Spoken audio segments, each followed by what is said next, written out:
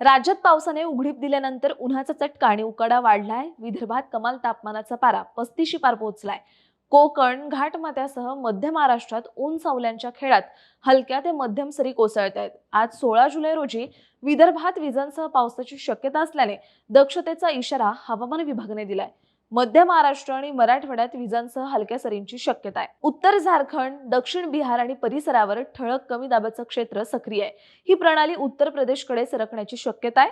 उत्तर राजस्थान आणि परिसरावर तीव्र कमी दाबाचं क्षेत्र सक्रिय आहे. मान्सूनचा आस असलेला कमी दाबाचा पट्टा राजस्थानच्या बिकानेर पासून तीव्र कमी दाबाचं केंद्र हमीरपूर, झारखंडमधील कमी दाबाचं केंद्र ते आग्नेय बंगालच्या उपसागरापर्यंत सक्रिय आहे. मंगळवारी म्हणजेच काल 15 जुलै रोजी कोकण, घाटमाथ्यावर जोरदार सरींनी हजेरी लावली.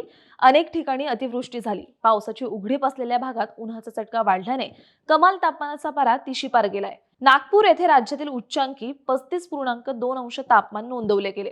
ब्रह्मपुरी आणि चंद्रपूर येथे राज्यातील उच्चांकी 35 अंश सेल्सिअस तापमानाची नोंद झाली. आज 16 जुलै रोजी बुलढाणा, अकोला, नागपूर, भंडारा, गोंदिया, चंद्रपूर जिल्ह्यात विजांसह पावसाची शक्यता असल्याने दक्षतेचा इशारा आहे. उर्वरित राज्यात मुख्यतः उघडीपीसह हलक्या सरींची, मध्य महाराष्ट्र, मराठवाड्यात तुरळक ठिकाणी विजांसह पावसाची शक्यता हवामान विभागाने वर्तवली आहे.